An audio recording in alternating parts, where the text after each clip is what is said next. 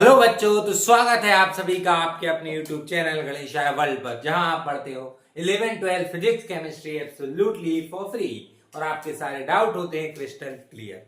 तो जैसा कि आप सभी जानते हो, हमने लास्ट क्लास में गॉस-की थ्योरम का एक अनुप्रयोग पढ़ा था। हमने गॉस-की थ्योरम से क्या किया था? गॉस-की थ्योरम से कूलाम के नियम की व्युत्पत्ति की थी बहुत ही शानदार तरीके से। अब हमें गॉस की जो प्रमेय है उससे कुछ अनुप्रयोग करने हैं। देखो बेटा, सबसे पहले हमने विद्युत क्षेत्र की तीव्रता बिंदु आवेश के कारण निकाली। फिर हमने विद्युत क्षेत्र की तीव्रता निकाली किसके कारण? एक डाइपोल के कारण, एक द्विध्रुव के कारण। अब हमें विद्युत क्षेत्र की तीव्रता, हम स्टेप बाय स्टेप आगे बढ़ रहे हैं। अब हमें क्या करना है? अब हमें विद्युत क्षेत्र की तीव्रता किसके कारण निकाली है भाई? हम एक वायर के कारण निकालेंगे, हम एक प्लेट के कारण निकालेंगे, हम एक गोले के कारण निकालेंगे। अब हम 2D पर बढ़ेंगे ना, ये 1D थी, अभी द्विध्रुव के लिए निकाल रहे हैं। 2D पर वायर के लिए भी निकालेंगे, गोले के लिए भी निकालेंगे, समांतर चादर के लिए भी निकालेंगे। तो ये कैसे निकालेंगे हम? ये निकालेंगे हम गॉस की थ्योरम से।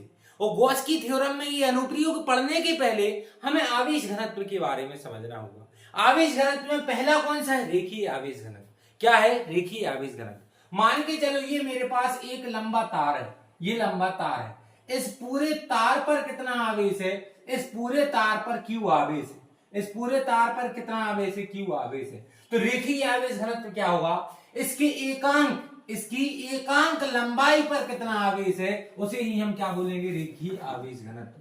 तो रेखीय आवेश घनत्व क्या होगा?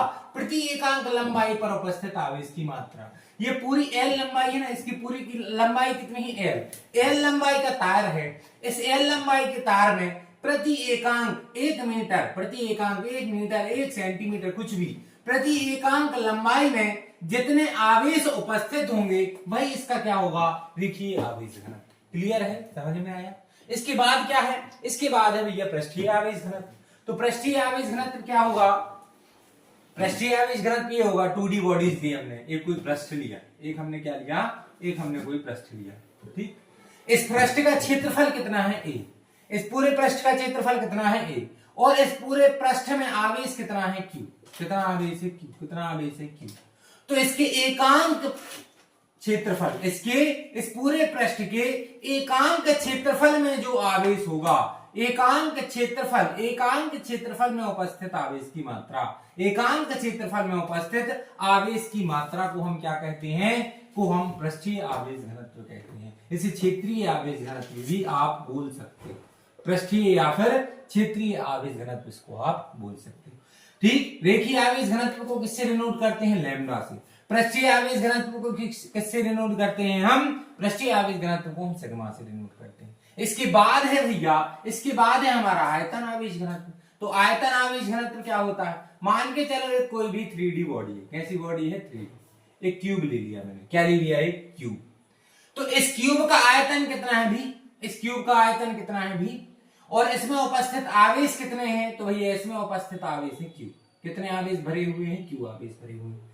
तो इसके एकांक आयतन में, किसमें? इसके एकांक आयतन 1 मीटर क्यूब, 1 सेंटीमीटर क्यूब, एकांक आयतन में उपस्थित आवेश की मात्रा, एकांक आयतन में उपस्थित आवेश की मात्रा को हम क्या कहते हैं? आयतन आवेश घनत्व कहते हैं। इसे हम सिग्मा से डिनोट करते हैं। तो सिग्मा बराबर क्या आ जाएगा? Q/V।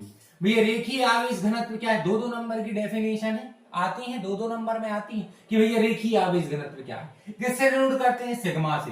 तो रेखीय आवेश घनत्व क्या है? प्रति एकांक लंबाई में उपस्थित आवेश की मात्रा। मतलब कि लैम्डा इज इक्वल टू क्या आ जाएगा? Q/L। फिर आता है पृष्ठीय आवेश घनत्व। तो पृष्ठीय आवेश घनत्व क्या है? प्रति एकांक क्षेत्रफल में, किसमें? क्षेत्रफल में उपस्थित आवेश की मात्रा। तो सिग्मा इज इक्वल टू क्या आ जाएगा? Q/A। उसके बाद है आयतन आवेश घनत्व। तो आयतन आवेश घनत्व क्या है? प्रति एकांक आयतन में उपस्थित आवेश की मात्रा, मतलब कि Q/V।